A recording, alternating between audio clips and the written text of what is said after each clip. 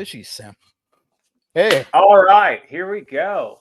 What's up, guys? I decided to wait for 3 minutes just to make you wonder, is it happening or not? No, actually, I'm using a new system today called StreamYard, and it's actually my guest for today that helped me with this. And thank you for coming. Welcome to Expat American. I'm an American who lives in Moscow, Russia. And I have 20 to 30 to 10-minute shows that are exciting and informative to let the West know that Russia is a normal place. And today we're doing a live stream, which is a chance for you to feel like you're just having dinner with me and somebody new. And the person new today is also an American, a Washington man, you might say, I decided to say in the title. And he lives in Crimea. So we're going to get his story today, and we're going to take your questions. And I just learned with this new StreamYard system, you won't see your chatting streaming by. I can see it, and I'll pop it on the screen if I like your question. But first up, we have Kevin, and I'll tell you what I know of Kevin, and then Kevin can tell you where I got it wrong and who he is. And I'm looking to see if anyone told me that they can hear me and see me. I assume, since you're not complaining, you can hear me and see me. Yeah. But Kevin, I have gotten to know through the grapevine because there is less than 5,000 of us Americans here in Russia, so we are a minority. And he is similar to me in that he is an American here. He has a YouTube channel here. He is in Crimea, whereas I'm in Moscow. He has more experience with Washington. I have more experience with Hollywood. He is helping people who want to immigrate. I am helping people who want to immigrate, or rather my wife is. And actually, Kevin is one of the men behind helping Josiah get his paperwork done so that he can stay in the country. So this is one of the ways that he and I have started communicating. And so, Kevin, with all that being said, I want to know, how do you say your last name, and who would you say you are?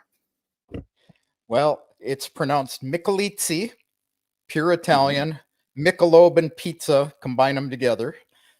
And, okay. So Michelizzi.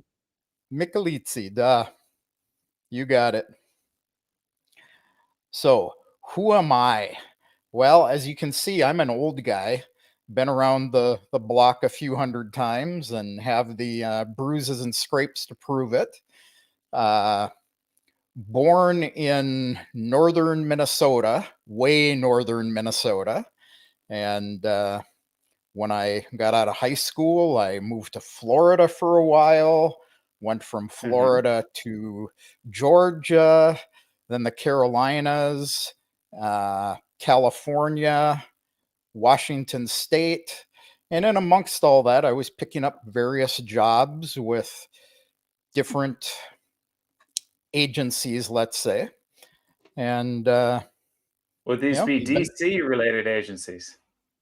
DC related agencies.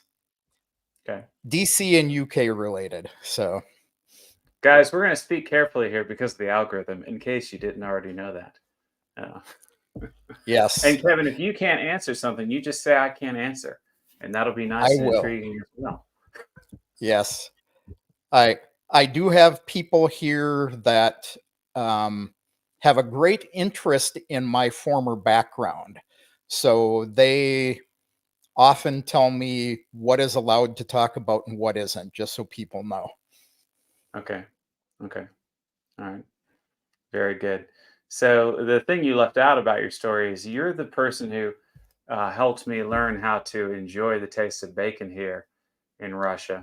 Because Russia, they're bigger on sausage and not so big on bacon, in case you guys don't know. You can go find a package of what says bacon on it, but as an American, it's not as fantastic as what you could get in America, in my opinion. And I'm sure Josiah would agree with me on this one. But it was Kevin who said, either to me or in a group thing that I saw, I think you commented on one of my videos or something, you just buy sala, the pig fat that is smoked, and slice it up sala and fry it in the pan. And I've done that now twice already. Well, maybe once, but I bought a second one that's sitting in the fridge. And you are correct, Yep. Kevin, and I appreciate it. So it's way Yeah, better than raw. I tried some of the Russian produced bacon, and I find that it's paper thin. By the time that you cook it, it shrivels up into an itty bitty little piece, and it really doesn't taste like bacon. So Hmm. the key is Hmm. to buy smoked sala, though. Yeah, yeah, because they cut it too thin here, and it Yeah. doesn't have all the flavor that people are used to. So I'm talking as I master this new system. And Kevin, you're starring some questions for me too, right? Is that right? Yep. I'm keeping Okay, an good, eye good, over good. there Yeah. as well and starring them. Yeah. Very good, very good. Yeah, because I was scrolling through as you were scrolling through. So, as you know, Kevin, we're Americans living in Russia. Russia and American relations are in the news a lot. You have some experience with DC. What are you able to share as far as where you have worked? Like, are you able to beat around the bush at all? Because that's what people would really tune into this live chat for. I can beat around the bush a little bit. Okay. So I actually started my career as a software engineer back in the 80s. Mm-hmm. And I worked for initially a company in Florida called Computest. Mm-hmm. And they built these big, large machines that were used to test components of other systems. And they had a contract with NASA for testing the space shuttle computer systems. So I worked Mm-hmm. on some of the computer systems and testing them for NASA. And when I left that company, I went to work for Martin Marietta, who was a big employer in warfare systems in Florida. And I was working on video guidance Mm-hmm. systems for self propelled drones and missiles. So um, after that, I did a stint at Microsoft for about 7 years working in writing, documentation. And while I was there, I was actually recruited by the Air Force Blue Team. And that is uh, let's call it a black funded team that prevents hacking of Air Force computer systems. So these guys sit around all day in front of computers looking for signs that people are hacking into the government systems and fight that. Mm-hmm. So I was a paid hacker. Oh, wow.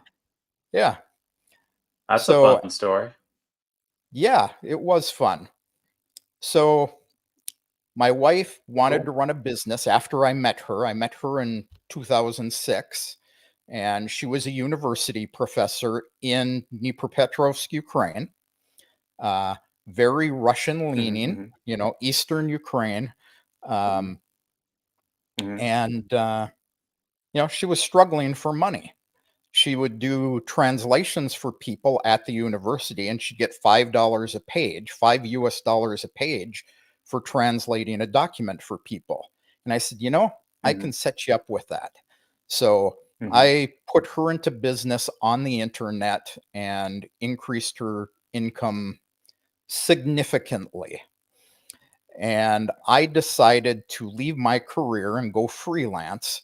And I started doing writing of cybersecurity documents initially. And then I got a contract with a government contractor that wanted somebody to come in and write documentation for a new information warfare system that they were developing for, let's just say, some agencies that fund the US Cyber Command. And I went Your in, I did last the sentence or 2 broke up. You might wanna start over a bit, rewind it a moment. Like, okay, jump back half a paragraph for us. half a paragraph. Okay, so I got a contract while I was doing the cybersecurity stuff. And Uh-huh. it was from a company that does work for certain alphabet agencies that fund the US Cyber Kevin, Command. hold on a second. It happened again. Hey, they're blocking us. Hey, let's do this. Let's do this. I know they're on to us, Kevin. Um, well, we'll give you a moment, and while that happens, I saw a question that was for me. So let me see if I do this right. Okay, show. All right. So since we're on the subject of Washington, I'll do this question, then hopefully they'll forget about Kevin and stop jamming, and we can go back to Kevin. But Sergey is one of my frenemies, like Josiah. Rumor has it that Tucker Carlson has come to Moscow. Joe, it would be a good idea to do an interview with him. You don't have to thank me for my idea. So, Sergey, a couple people have said this, and I don't want to disappoint you guys. I think it would be a statistical miracle because I've only been doing this for a little bit more than a year, and Tucker's just a little bit more popular than I am. But I'm all for miracles. They do happen sometimes. I did send out emails to wherever I saw that his team had emails. And so I threw it out there. And what I told my Telegram chat people, who are my super fans, and you know who you are, if you all decide to send email requests to Carlson's team, you can find it online, then maybe they'll get enough emails that he'll decide to do something with me while he's in Moscow. So there's my answer. Hopefully that satisfies you guys. But anyway, now back to Kevin. Kevin? Yeah. So I'm going to put this on the screen just so you know it's not me. Good. So, yeah. So I did get a contract doing documentation for an information warfare system being developed for the US government cyber command. And it was black sleeve funded by a couple of different 3-letter agencies that I cannot talk about. Okay. And that really got me into knowledge of how much propaganda is out there and generated particularly by the United States. And it was something that interested me so much, I turned my entire focus to that. And in addition to my normal YouTube channel you're aware of, I actually have another one that is about information warfare. And I expose what I see as far as propaganda, not only from the United States, but other Western countries and including Russia, because they all do it. So that is what I was doing until 2022. And I was working remotely from here in Crimea as a US citizen until one of the 3-letter agencies found out I wasn't in the United States. So I was terminated from that. Okay. Yeah. So now I am a freelance journalist for Maverick News, and Okay. I am live with them, bringing them reports from a couple of different conflict areas, primarily from our region down here. But you know, I also do some articles for a couple of different publications. So that's how I'm kind of generating some income right now. I'm officially retired. So I do collect my pension, 40% of it. I'm not quite that old yet. And my wife and I run an English language school. Primarily, she's the teacher because I am not really the teacher type. But I do a lot of the computer classes for her students who struggle with, you know, simple things like Microsoft Word and Excel that we as Americans are used to using, but children in the elementary schools here get no education in that. Right. And so, to be fair, if you wanted to be gracious, because you're saying that all countries spy on each other, basically, is that what you mean? They all put out, you know, the Department of Defense has a dictionary of terms, and they call it perception management. And how they Hmm. define it is putting out misinformation to mislead people in foreign countries. Hmm. But they actually put out this misinformation to their own country as well. So, Hmm. we see a lot of this stuff going on. I can talk about one particular situation that I was highly involved in, which is the conflict with Ukraine. This was Uh-huh. a conflict that was actually planned by the United States back in Uh-huh. 2020. I Right. did the training for this.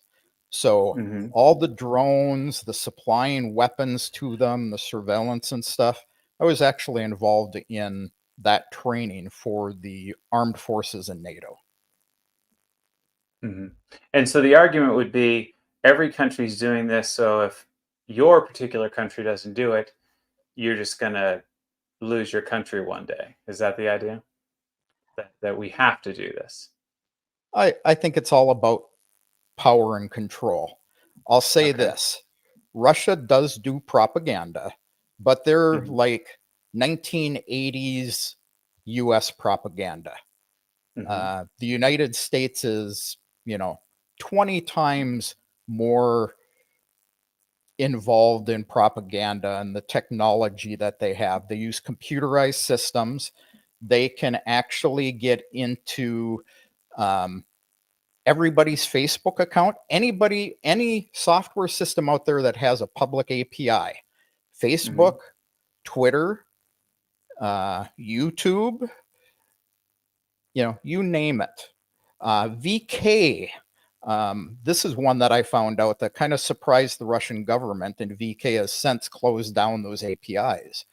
And Hmm. this computer system will pull your profile, my profile off of these websites. They will generate a fake name on it, and Hmm.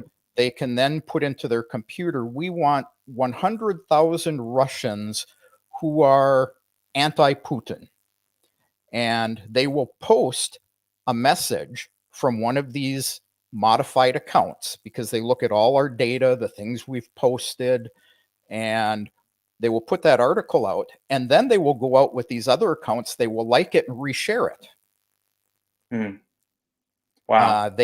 They can put articles into the Wall Street Journal, the New York Post, the BBC, CNN, and this is all done behind the scenes. It just shows up, and it just kind of Wow. shows that these places are complacent with the United States in providing this propaganda. Wow. As a person who is not technologically, I'm not a computer guy at all. This sounds very overwhelming and scary.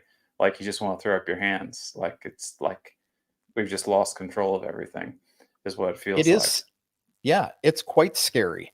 um, I have closed down a lot of my social media profiles uh, for exactly that reason. And I Hmm. question everything. You have to question everything you see.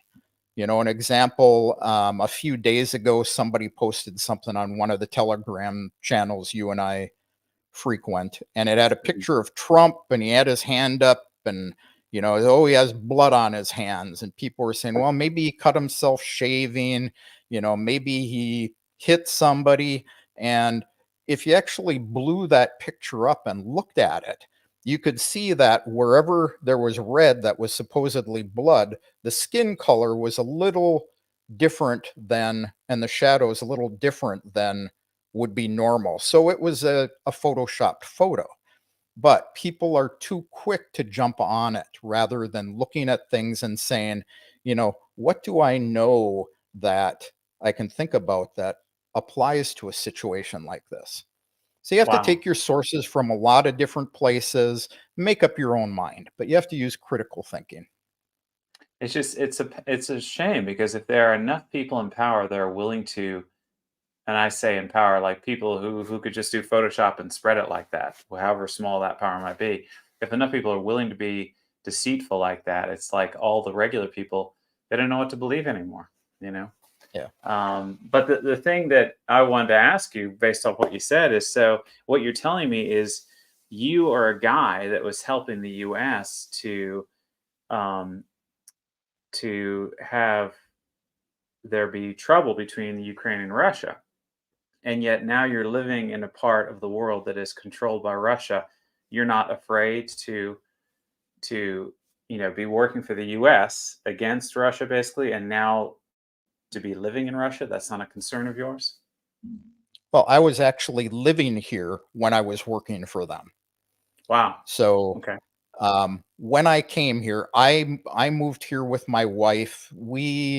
She brought me here originally in 2006 after we met. Uh-huh. And I fell in love with the place. It had always been my intention to retire here. Uh-huh. We bought her mother an apartment here. She moved here in 2014.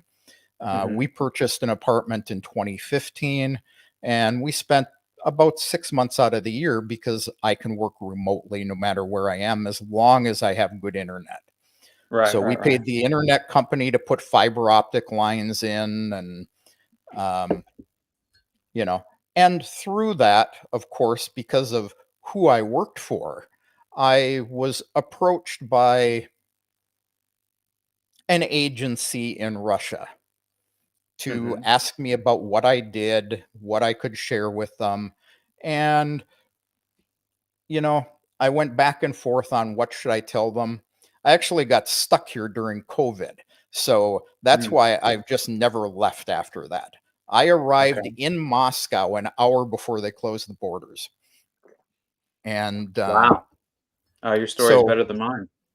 yeah. So, yeah, I was here. I was still working for these guys. And, that was January of 2020. So for 2 years, I worked here with the full knowledge of the Russian government of what I was doing. And, um, when I applied for my quota, I applied a week before they met. They turned me down the first time. And I got a phone call from an agency, and they said, some special guys would like to talk to you, an immigration committee. And Mhm. I went in, and their sole question to me was, how do you feel about the fact that the United States doesn't recognize Crimea as Russia? Um, I gave a pretty frank answer. My wife translated it, probably a little more tactfully than I put it, but I basically said, I don't care what the United States government thinks. I looked at Mhm. the fact that Crimea had a valid vote.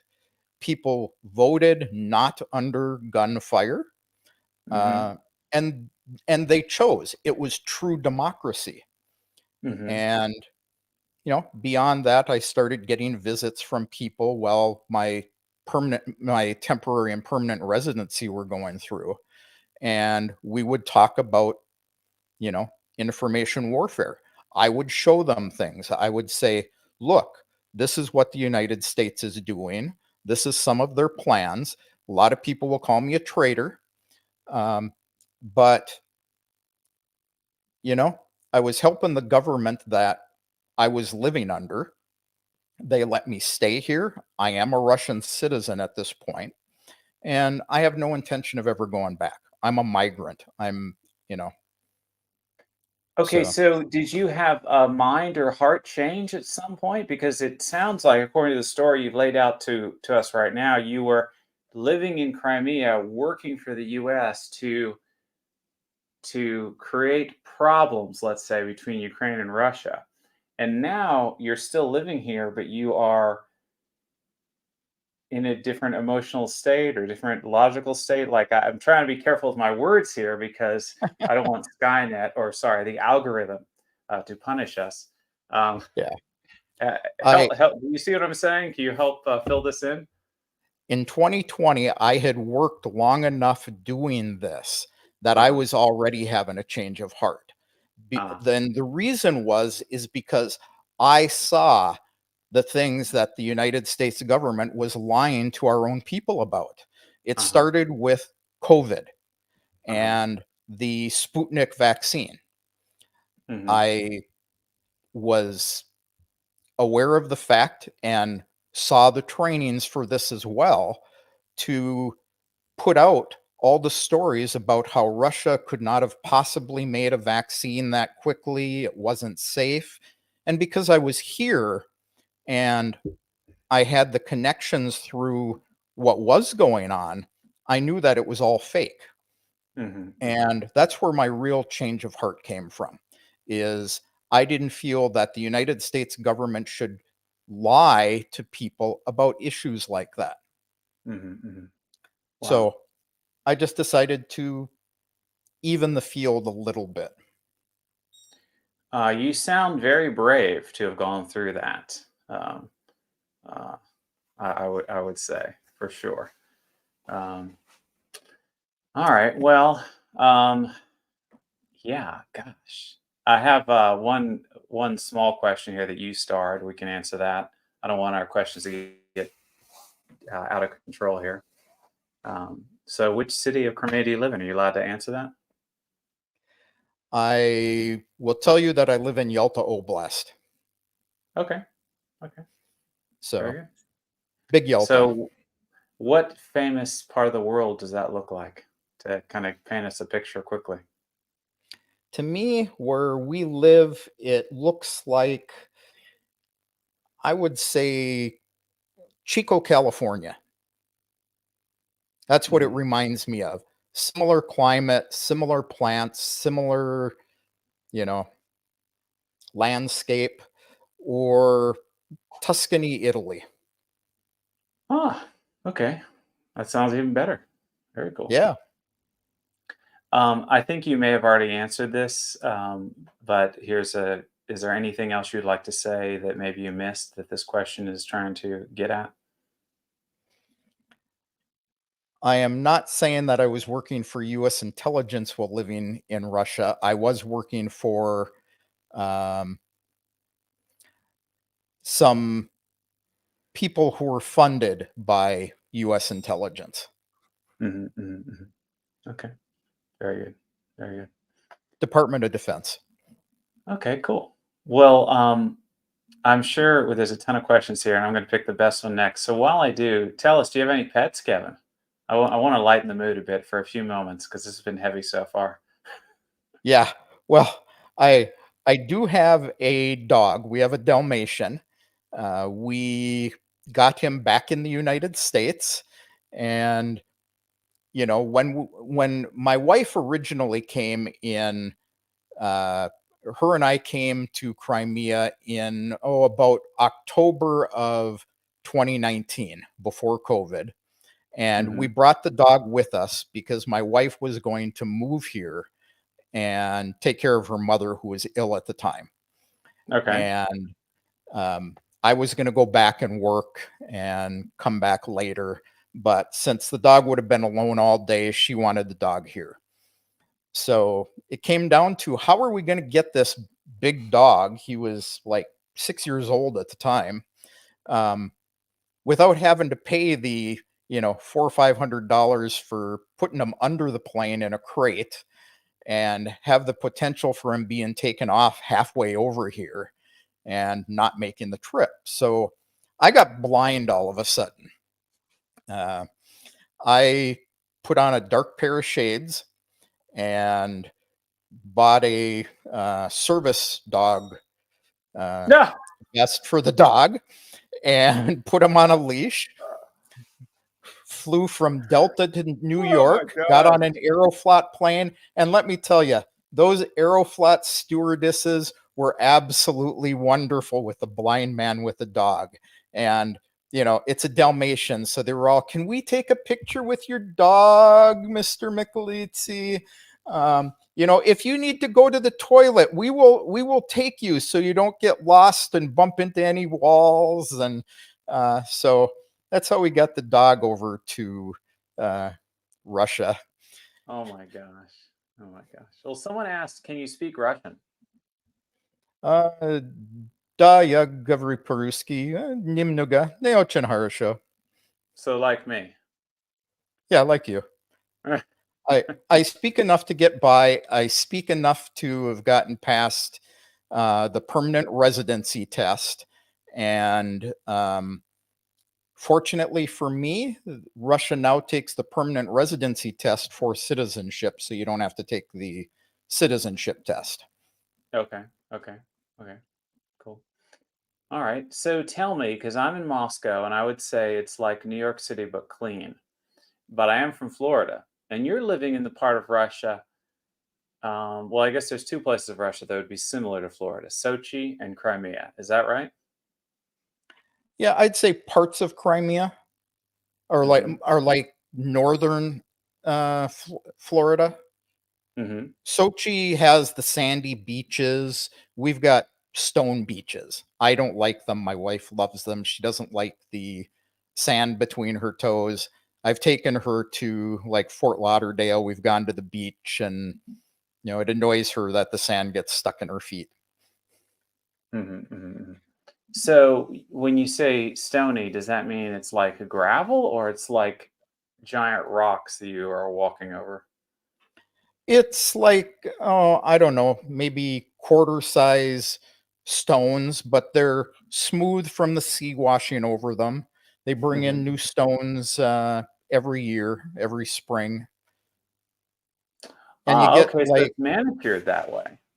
yeah, So it's something like one of those Asian fountains. yeah, that's a Wow, good example. that sounds really nice, actually. And I also don't Yeah. like sand in my feet.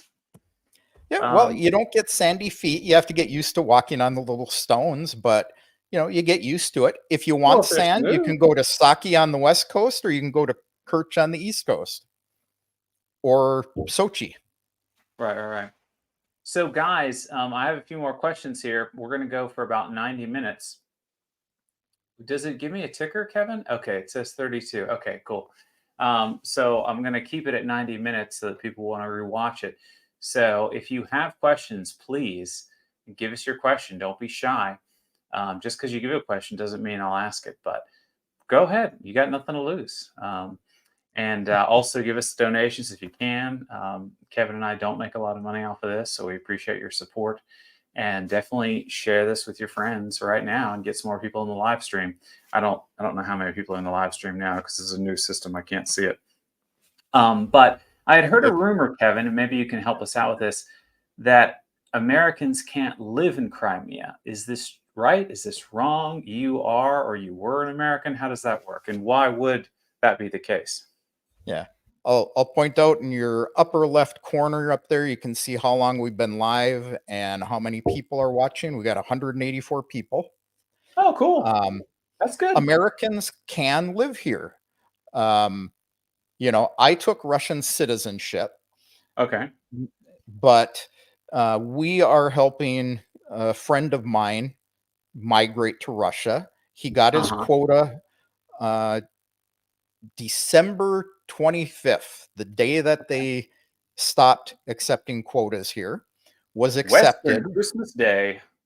Yes, Western Christmas Day.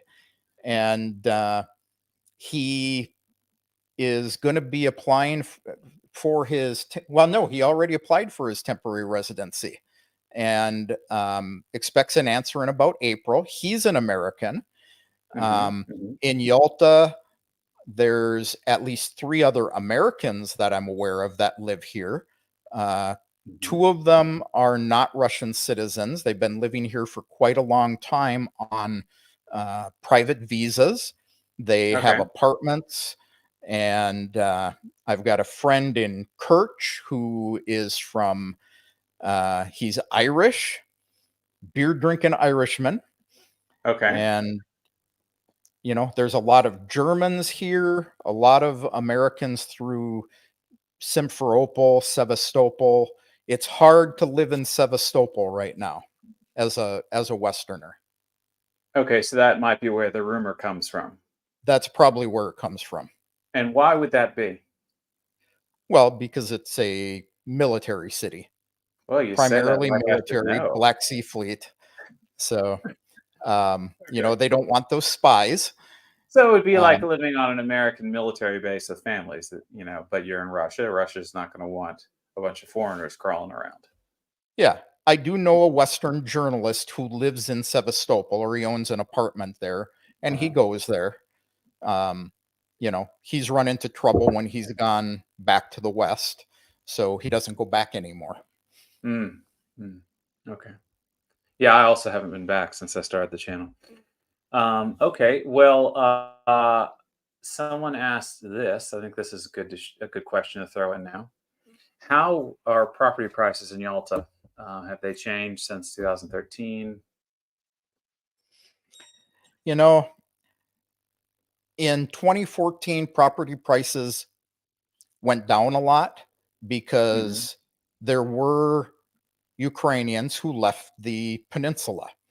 We Hmm. bought our property here in 2020. It was it had gone up, and then 2020 it was going down again, because that was when Russia said that all Ukrainians who wanted to keep their property had to convert their paperwork to Russian paperwork or lose the property. Wow. Then in 2021, they made this a border region of Russia, so now foreigners are no longer allowed to own property in Crimea.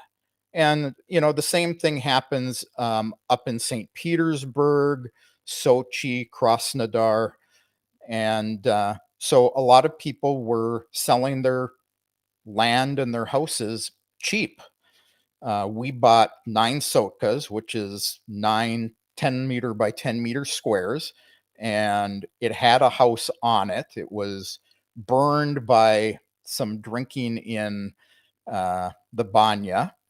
So we Hmm. bought it off the guy. We tore that down. We built a new house on the property, and you know, our property has doubled in tax assessment since we put the house up in 2020. Okay. So Okay. in 4 years, it's doubled in price. We paid 6 million, and it's worth 12 million now. You couldn't buy it for that from us, though. Huh. Okay. It costs Okay. about 1 million rubles per sotka here. So for a 10 by Okay. 10 piece of land, 1 million rubles. It costs a little less for people in US dollars because the exchange rate at the time we came was 60 to 1, and now it's running 89, 90 to 1. So you actually have Mhm. more buying power. Okay. Okay. Well, I remember when I was living in Florida and my fiance, Svetlana Nohina, was living in Moscow, and we were doing my paperwork back and forth for me just to come visit her. Uh, we had Hmm. met already, but it was like visa stuff, and it was through the overseas through the mail. And a hurricane came, and she was afraid that my paperwork would be lost forever somewhere at the bottom of the ocean. And also, while we were, long distance relationship, a couple of hurricanes had come to Florida, and the news she was getting, it sounded like, oh my gosh, all Floridians might die. Now, most of the people watching this stream and myself have not ever been to Crimea, but we do hear about it in the news a lot. And Yeah. in recent news, a bridge was built between the Russian mainland and Crimea. It has since um, had some damage, some mortal damage to it, let's say. Um, and even Moscow, where I live, has had drone activity, drone damage. So, is Crimea a dangerous place to live in? Are you scared living there? What would you say to that? Because you are not just learning about Crimea through the news; you actually live there. Yeah, I don't find it dangerous. Um, we occasionally have drone attempts on the peninsula, but it bothers me some when I see like Belgrade being bombed all the time, Hmm. and you know, but it's a much broader area that they're trying to protect. This Okay. peninsula has a region that's a whole 16 kilometers, about 8 miles wide, going up to Ukraine, and it is extremely well protected. There is nobody Hmm. coming over the border from that direction. Okay. Um, The drones, because of the way they come, they're primarily going towards either the Kerch Bridge or Sevastopol to the Black Sea Fleet. And there's just so much air defense here. Barely anything gets through. I won't tell people, no, it's great. Nothing gets through. We have had a few strikes here or there, very seldom. Most everything gets shot down. Where we are, Yalta is kind of behind Petrie Mountain, so it's very hard to hit it with much of anything unless it's fired from the sea. Uh-huh, And of uh-huh. course, they can't get into the sea. Yeah, no, I understand what you mean. I mean, because Yeah. people watch my show from the West and they get inspired to perhaps move to Russia, and they ask, is it safe? And I cannot categorically say nothing will happen to you, because if you're alive, you could die. Anything can happen to anyone, anywhere. Um, but I think that you're in no greater danger coming here than living in the U.S., let's say. Um, Yeah. And, somebody who goes to Russia and moves to Belgorod's actually in more danger than we are here. mm, I've interviewed my friend on my channel, and that's the question he gets from his friends, his family of, are you afraid to live where, you have all these drones and things? And he says he feels safer here.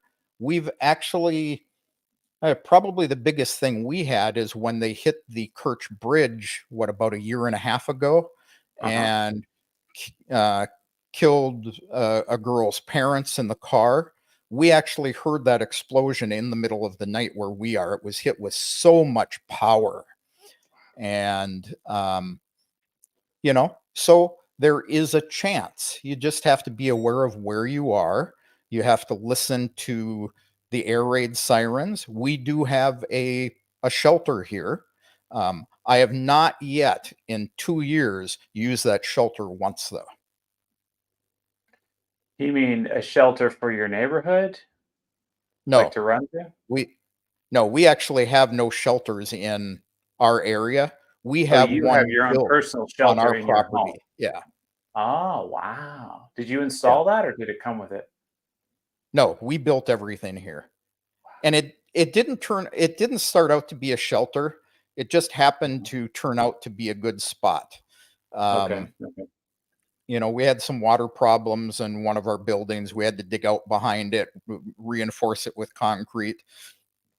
So I So store you tools down there, but if we had to, we have water and internet and electricity and place to so sleep as if we things had got to. more intense, you just realized it would be probably safer to turn it into a shelter. Yeah.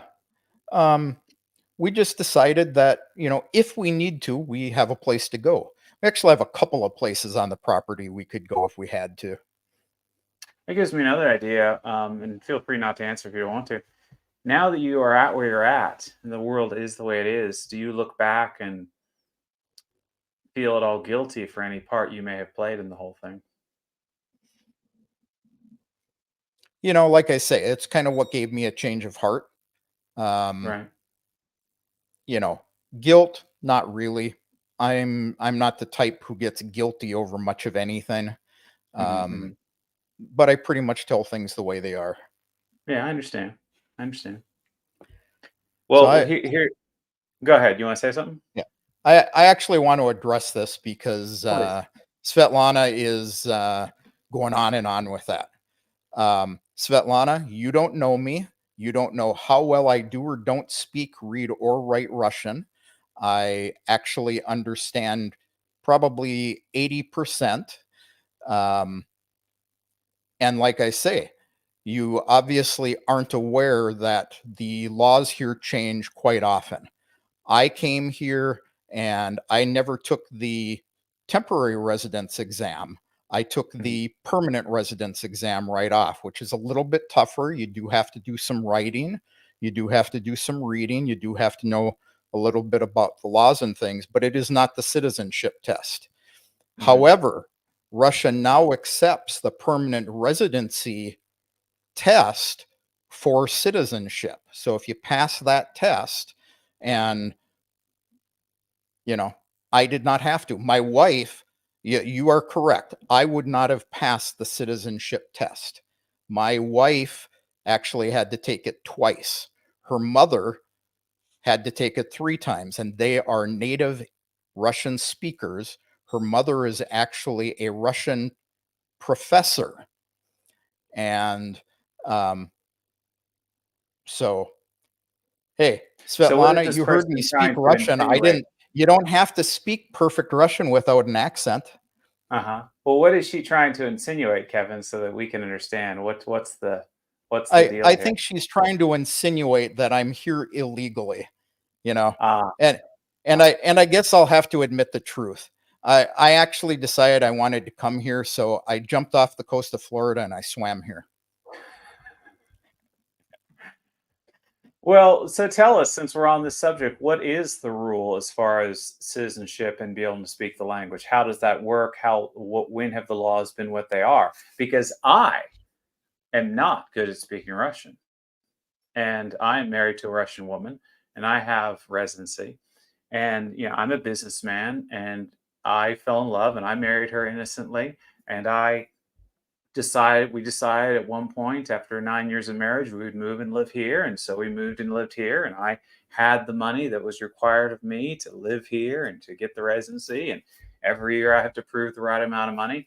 And the second time I had to prove it recently, I guess the laws had changed, and they were giving me a hard time in the police department or whatever, where you have to resubmit your documentation. And it was like, he can't speak Russian. What's going on? Maybe we're not going to approve this. And I was getting irritated. I have a YouTube channel. I was tempted to go out on the street and do a live and say, what the heck's going on, guys? I'm saying good things Yeah. about your country. I'm a businessman. I just came here pure heartedly. The rules are one way and now they're a different way. And you're going to make me feel like a little child at 49 and threaten not to do my paperwork, you know? So, so fill us in, Kevin. Like, what's the deal? Because I am curious about this just personally. They actually changed them so quickly. I can't tell you, you know, today they may be different than the stream that I did with Tim and Timur 2 weeks ago. They've Hmm. Hmm. actually changed since then. Hmm. Now, I'm not positive of if I went over that spot where they said, okay, we're going to accept that permanent residence test for everybody, Hmm. or if it was the fact that I passed that test coupled with my age. Um, Hmm. I got my citizenship, I was 61. That was just last January, a year ago. And I believe the age at the time was 65 to not have to take the test. Now it's 70. So I would have to look into that a little more to give you an answer. But any answer I give you today could change as quickly as tomorrow. Right, Um, right, right. one of the people I deal with in Moscow a lot is Maria Butina. Hmm. And she is one of the people working on changing the immigration laws to more. You're aware of him. He's an immigration lawyer up there, Yeah, been and on my he show. Yeah. works with them on changing the laws as well. And they're trying to make it easier for Westerners to move to Russia. They want Westerners to move to Russia. They want Yeah, people with yeah. And just skills. to be clear, I'm Yeah, not. I just want everyone to be clear. I'm not down on Russia in general. I think that Russia is a huge country with a lot of systems and a lot of people manning the switches of these systems. And the impression I have been given is from the top, they want to make it easier on Westerners that like Russian culture and like traditional family values to come here because they need more people. But at the same time, they need to be careful that they're letting in the right people and not people that don't like Russia. So right. I'm all for Russia, but Russia has its bureaucracy like any country. Is that the correct way to frame this, Kevin?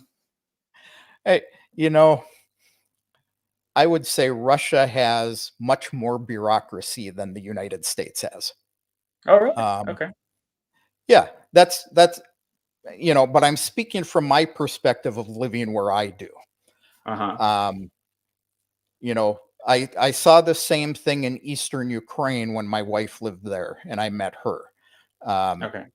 but the way I look at it is her mother was a director of a school and she hired a woman whose sole job was in the morning to come in, sit at the door to the gymnasium and make sure that students didn't walk across the gymnasium floor in their street shoes. And that was her sole job. Now, did they really need that? They could have locked the door, but that bureaucracy created jobs for, little old ladies. Right. Um, we have retired people sweeping the street in front of our house and the highway behind our house. But the city owns a street sweeping truck. Hmm. Why do they not run the street sweeping truck? Because they're employing people. And this is the Hmm. thing that I see about Russia that's different than the United States. But it does generate bureaucracy then. And of course, Hmm. with that, um, your experience with immigration may be different than people here in Crimea experience. Right. Um, I know that Moscow allows people to apply for residency on a tourist visa. It's legal in Russia. Crimea won't let you do it. You have to have a private visa. So Hmm. somebody was saying hi to Peter out there. Um, Peter he was here on a tourist visa when he got his quota. They required him to leave the country, get a private visa based on us inviting him, and come back in order to get his residency. Hmm. Hmm. Hmm. Wow. Russian law says he didn't have to, but the bureaucracy in Crimea says, well, sorry, that's just the way it is. And Right. you can't fight the government. Right. Right. Right. Right. Right. Right. So, Kevin, do you miss any places in America that you used to live in? You lived in a bunch of places when you were in the US. Yeah,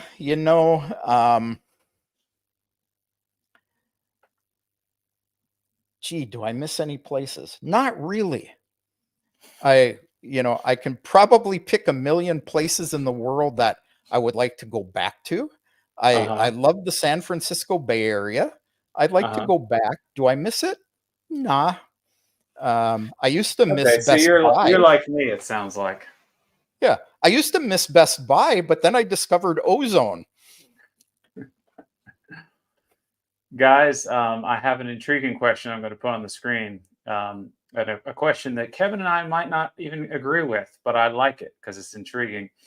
Before I put it on, I just remembered I forgot to tell you. I see there's a skull over my head. I just want to be sure we don't have conspiracy theorists that watch this later and decide to spread rumors that I'm secretly trying to send some occult message. I'm in my daughter's bedroom for this live stream. And does that mean my daughter's evil? I know her to be a serious Christian, and I also know that monks in medieval times would work with a skull on their desk to remind them that life is short. I do not know why that skull is there. We have not talked about it, my daughter and I, but I'm guessing, because I know she reads the Bible every day and prays and takes it seriously, that is probably why that skull is there. And that is all. So, no conspiracy here, guys. But here's the question that Kevin and I might not like. Kevin or I might not like. Are Americans who leave the US considered traitors in the US, like Russians who leave Russia? And the problem I have with this question is the end part, like Russians who leave Russia, because I'm not so sure. What that kind of insinuates is that Russia is hating on the Russians that leave. Kevin, what would you say to this question? You know, the second part, like Russians who leave Russia, I don't experience that. I find that most Russians I run across, Mhm. even Ukrainians living here in Crimea, and reality is there are a lot of Ukrainians living in Crimea still. Mhm. Um, they have an interest in the United States. They want to know about it, and they all say, "I want to visit. I want to see what things are like." No, we tell them that, honestly, these are the things you have to watch out for. My Mhm. wife is an English teacher, and it's unusual for Russians to be hearing that they have to learn about 20 different gender pronouns. Mhm. They aren't aware of it isn't just men and women, things like that. So there's cultural things that they want to go and they want to come back and maybe bring it back. Mhm. But I don't see any hating by Russians on Russians who leave. Now, are Americans who leave the US considered traitors? Um, I wouldn't find that either. I've got a few friends who consider me a traitor. My own eldest brother considers me a traitor for living in Russia. Um, but it is what it is. Most people, no. I see guys like Scott Ritter. He Mhm. is exceptionally anti Ukraine, pro Russian mouth on the internet, thousands and thousands of viewers and subscribers. And he comes here. He's been here twice in the last year. Now, when he's gone back, he spent 4 hours at Border Patrol being questioned. They've taken him out of line. They've taken him back in a room with the FBI and they ask him, what were you doing there? What were you talking about? Who did you meet with? Um, but my daughter, she spent almost a full year studying over here in 2022. Uh, yeah, spring of 2022 to spring of 2023. And she went back, no problems. She spent last summer working at a think tank in Moscow, went back, no problems at all, right through, no questions asked. Okay. Okay. She gets more flack from Ukrainians in the United States, or people who find out that she is a Russian, and and she's real quick to pull out her passport and say, "I was born in Ukraine." Ah, okay. Okay. All Yeah. right. Very good. Okay, so you and I are not traitors to America, in your opinion. I don't think we're traitors to America. Okay. Yeah, I I have had friends stop talking to me that live in America. So Americans aren't as direct as Russians in general. So I didn't have any like shouting matches with anyone. But people just kind of disappeared. yeah, So, I have some of those too. not Yeah, all of them. And I understand, it's kind of like inconvenient for their worldview, you know, because you grow yeah, up in America in like the 80s and 70s and 90s, and it's like Russia's the bad guy. And you're like, okay, fine, Russia's the bad guy, whatever, man. I want to eat some more hamburgers here. And then all of a sudden, your friend has gone to Russia and thinks Russia's cool. You know, it's very hard for you to accept that. It kind of shakes everything up. So if that's true, then what else is true? It's easier just to put that person out of your mind, unfortunately, you know. yeah. Um, okay, so here's a question for you, Kevin, about traveling and money and stuff. If people want to come visit, I guess because the Swift system is turned off, what would you say to this? I would say that if you come here to travel as a tourist, just carry cash with you. And yes, Hmm. euros or US dollars. If you bring Great Britain pounds with you, you will not find a bank that will change them for you that I'm No aware way. of. Um, Wow. like I say, this Irish friend of mine, he's come here with pounds, and none of the banks, at least here or in the Krasnodar region, would change them for him. But they'll all take euros or dollars and convert them for you. Um, Wow. I would Okay, not I didn't convert know them that. at I the didn't know airport. pound was such a problem. Yeah, And it's you can bring 10,000 US dollars in your baggage if you fly over here without having to declare it. Is that right? without declaring it, yes. Mhm. If you bring more than that, you have to declare it. But the only problem you have is everything over 10,000 becomes extremely difficult to remove from the country again. And which bank would I recommend for a MER card? I used to recommend Alpha Bank. I no longer recommend them anymore. They've done things like when I had my U.S. passport on my bank account, and they turned my account Mhm. off and refused to give me any money because my passport was expired. And they Oh wanted a my. new US passport. They wouldn't accept my Russian passport. Oh wow. So I actually had to hire Timur to get that fixed. Um, I bank with RNKB here in Crimea, which is a division of VTB. Um, Very good bank. They never charge me fees. They don't pay interest on your money either. But if you want to immigrate to Crimea, you have to have a bank account at RNKB. It's the only bank they'll accept proof of income from. I hold a Sberbank account. I love Sberbank. Spearbank, Spurbank. Okay. Well, I Sberbank. mean, while we're on that subject, before I forget to mention it, before we run out of time, and just a reminder, guys, we are 2/3 done. I'm going to stop this in 30 minutes. Great questions are coming in. Please make sure you're not shy and you send us a question.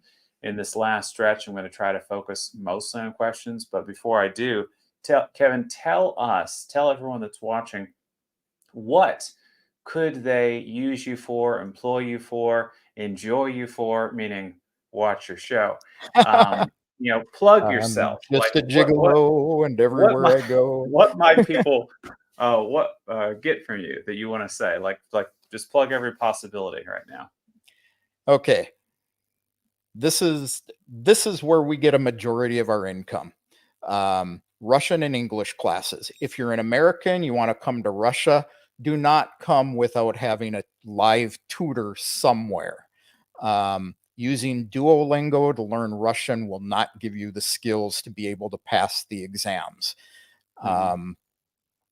Um, so my wife does remote Russian lessons for English speakers, Hmm. and you know she also teaches English to Russian speakers, primarily elementary school kids, Hmm. but she does have some adults that want to go to the United States or Canada, and they want to learn English, and she takes them as well.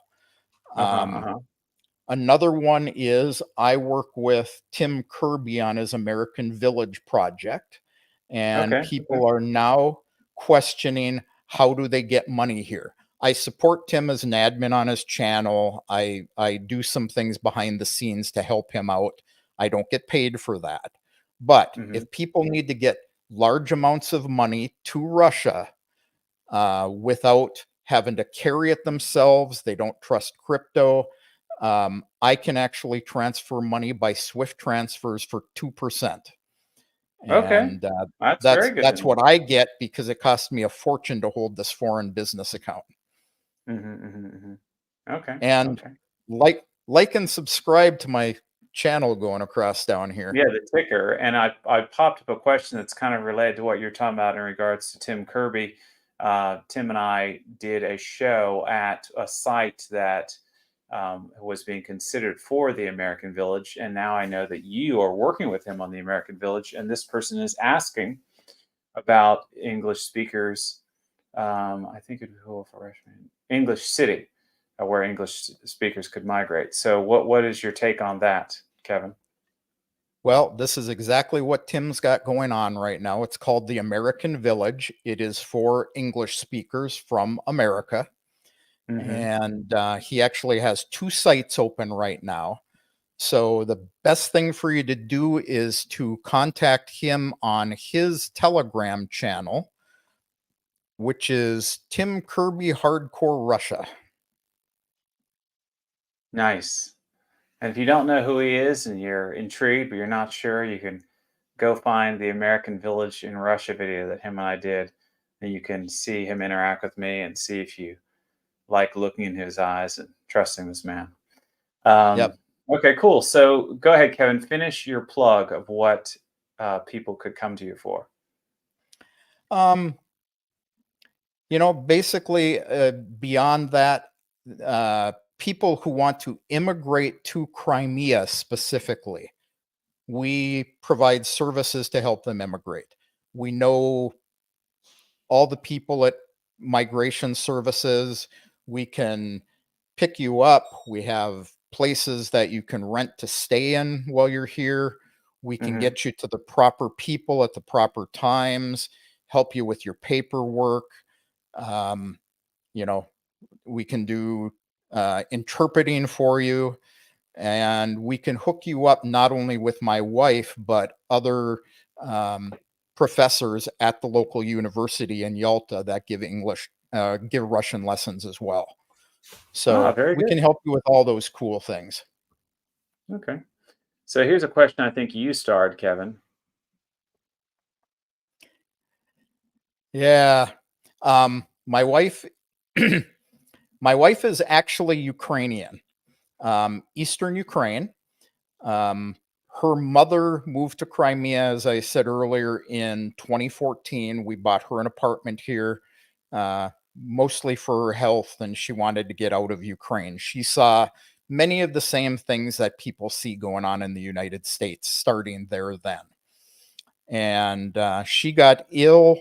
My wife and I brought the dog over in October of that year. We flew back because I had cataract surgery scheduled in December of 2019.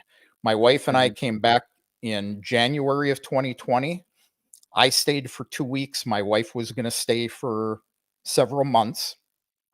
And I flew back, was sitting there. The guys I was working for decided that with COVID, everyone should work at home. Excuse me. And so I got on a plane. I flew here and arrived in Moscow, like I say, an hour before they closed the border. Came to Crimea. And, when it looked like I wasn't going to be able to get back anyway, I decided to, apply for residency. We are where we are simply because this is where my mother in law was. Mm. If I was going to pick a place in Russia, I probably would have picked the Krasnodar region. Oh, okay.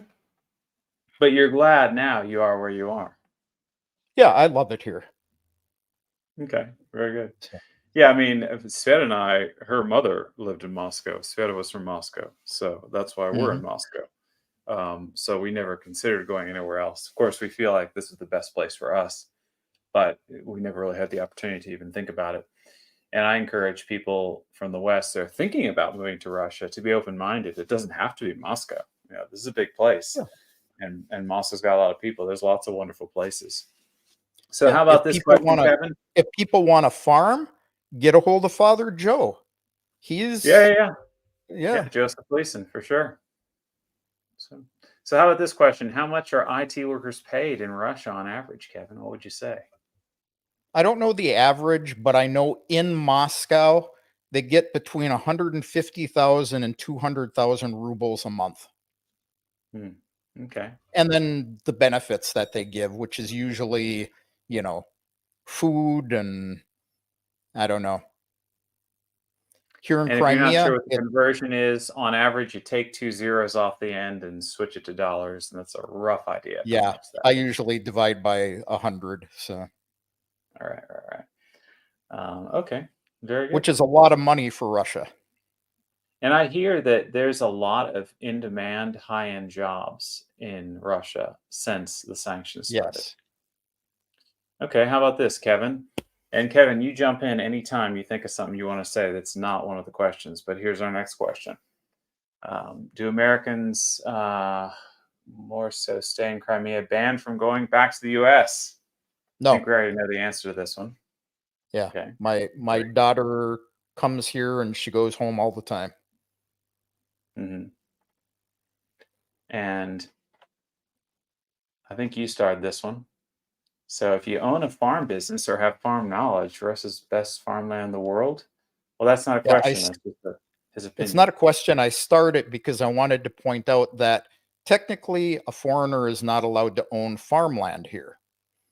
So there are exceptions to that. You can own enough land to produce for yourself, but not to sell. The best guy to contact for that would be Timur. You can find him in Tim Kirby's channel as well, or Joseph and I both know him. We can give you his information offline. Very good. Now we have a question from the British here, so I assume this is just a question from the cumulative British people. The British have asked you, Kevin. Um, so to take less than 10,000 cash, but what if I want to buy an apartment for 300K? I believe, and you can correct me, Kevin, 10,000 or less is just the amount that you don't have to declare. You can bring more, but you'd have to You can officially bring declare more. it. Is that Yeah. correct? Yes. Okay. If you bring 300K on your person, you get to the border, you have to say, I'm bringing an extra 290K across the border. They will make you fill out a bunch of forms. You'll have to prove where the money came from, all that. So, and I do not recommend carrying that much money with you. So if you need to move 300,000, contact me. Uh, you know, you can find me on my channel. My email's there, or contact Joseph and he'll put you in touch with me. I can actually move that through a Swift bank in a third country and into Russia fairly easily. In fact, I am in the process of doing that for a woman in Miami that is flying over here next week to buy an apartment, and she happens to be wanting to spend 300,000 US dollars. Okay. Okay.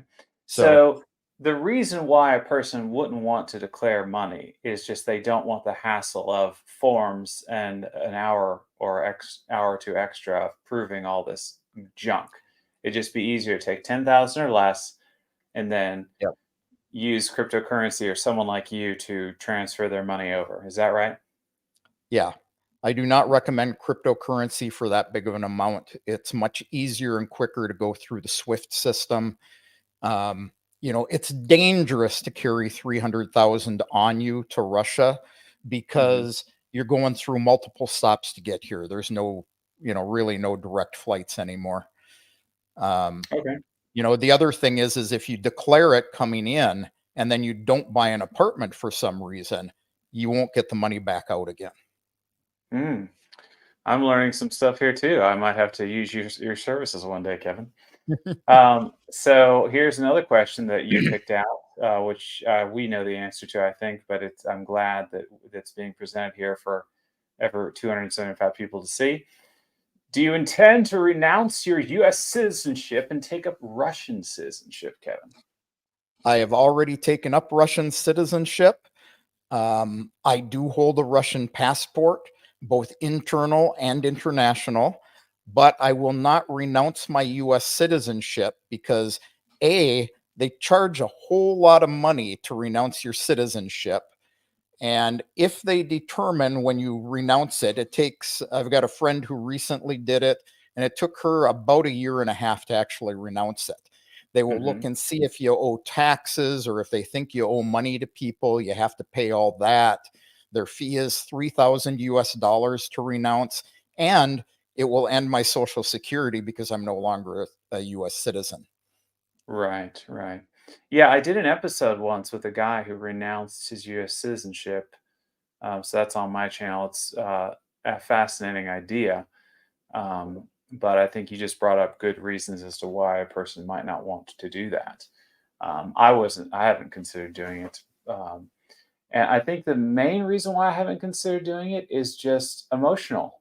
Like I feel like it's too much for me, to go. At some point, maybe if it became a positive thing for me to do, if there were good enough reasons to do it, I'd have to consider it. But it still is like this thing I think I hold on to, that I am still an American. I don't hate America. I still love the idea of America. I Yeah. still want America to do well. Yeah. Um, Same here. I don't hate America. I don't think it's in as bad a shape as a lot of people think it is. There are things mhm. that I don't like. Okay, very good. All right. So, how about this question that I have picked out for us, Kevin? Have you ever traveled around Russia, and where? And in your opinion, and what is your opinion about Russia's provincial living standards? I've traveled around Western Russia quite a bit. Hmm. Um, you know, we've taken trains between Crimea and Moscow, St. Petersburg, um, central regions. Um, Never been east of the Urals, though. Um, I Again, there's love your Saint accent. I think it's the Urals. the Urals. It's that accent. Yep. I was teasing his accent earlier, guys. I say hover over something, and And Kevin I say says Hoover. hoover over something.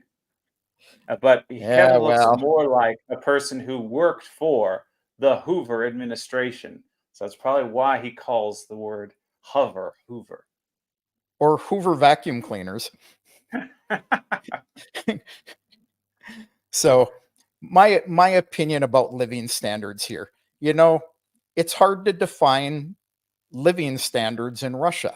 Moscow is a far different. Kevin, I Yeah, lost you. Was it just me, or was it I don't everyone know. who lost you? What does the audience say? I can hear you. The Hello. audience seems to act like they can read the chat. I think maybe on YouTube they're watching this and they can see the questions, but anyone using StreamYard cannot. Um, Yeah. Yeah. So, can you hear me now? yeah, I can hear you now. Yeah. Oh, okay. Um, so the provincial living standards, you know, it depends on where you are. Moscow is a vastly different world than Crimea is. Um, St. Petersburg is a vastly different world than Moscow.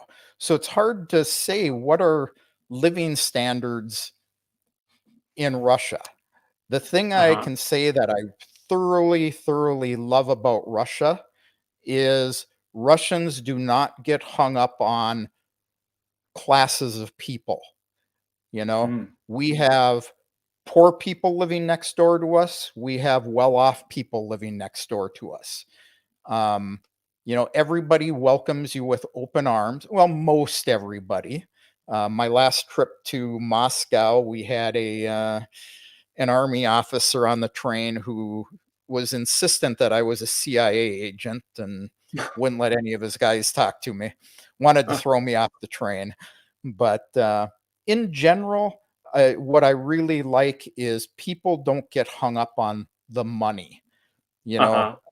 I have a friend who is a former Soviet who lives in the United States, and we were having a discussion the other day about when he moved there. It amazed him that every time he went out for a beer with the guys, they all talked about money. Oh, I need to make more, or I make this much, or I need to buy this, or I need to get that. And it was a foreign concept for him. And that's what I Mhm. find Russians to be like. It doesn't matter if you live in an apartment or a house. It doesn't matter if you live in a great neighborhood or a poor neighborhood. People are people here. That's a good point. Now that you mention that, I would Mm. agree with that assessment. You're right. That we're all kind of mixed in together, our different economic backgrounds, Yeah, for sure. I mean, for me, like you, I've only traveled on the west side of Russia, but I have traveled on the west side a fair bit, yeah, doing the show and making videos in Moscow and outside Moscow and in places of Russia that are not famous. And I had heard, that Russia outside of Moscow is terrible, but that's not what I have found. I mean, yeah, I have driven through some places that don't look very nice, but I've driven through places that don't look very nice in America as well. yeah. Um, Me too. so, okay, very good. So, how about did I start How this one or about did you? Hide current comment. I think you started this one. In Europe, customs will take your car away if it has Russian plates. Is it the same in Russia? If I have European plates, will the Russian border guards take away my car? no? In fact, guy who lives across the street from us Uh actually huh. goes to Europe, buys his cars there, brings them here, and he drives around on those plates. Um, Hmm. you know, And you know it what was else I heard? I heard that there's lots of Ukrainian plates driving around in Russia. Um, and because I just did this show yesterday, I just posted this show where we ate at a Ukrainian cafe in Russia. I wanted to show the West that, look, Russia's cool with Ukrainian things here, because it is my understanding that in the West, they're not cool with Russian things, because the Russian neighborhoods in New York have been renamed to Ukrainian neighborhoods. And like this question just said, if you go into the West with your car that has Russian plates on it, they will take your car from you. So it's Some countries, interesting how, one side is acting a certain way, and the other side is acting a completely different way. So good. So thanks for answering that question, Kevin. So I want to hide this. And again, if you're afraid, don't be afraid. Ask a question, because we're going to wrap it up with the final questions here. Again, how on earth did he get Russian citizenship without taking the Russian exam? It's pretty tough. Kevin, is there something you didn't address about this?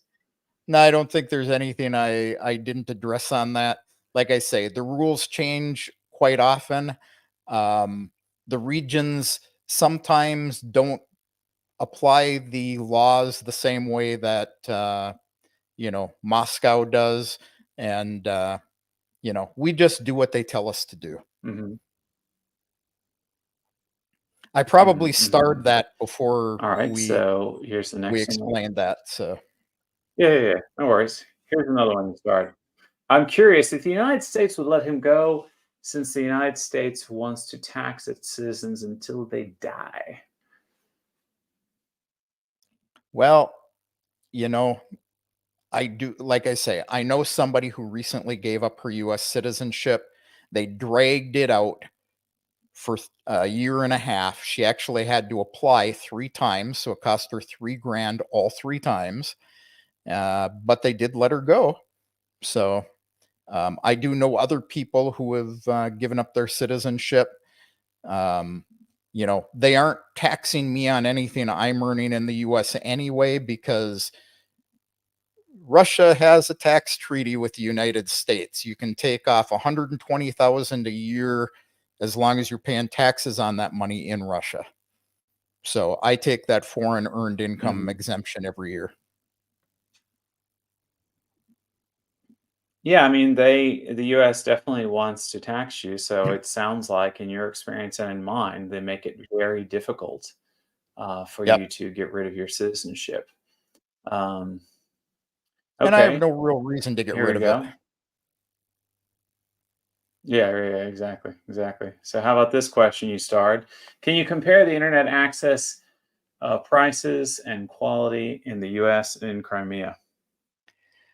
Well, when I left the United States, I had a 1 gigabit fiber optic line, and I was paying $135 a month for it. I have a asynchronous fiber optic line run to my house here in Crimea, and it cost me 3,000 rubles a month, so $30.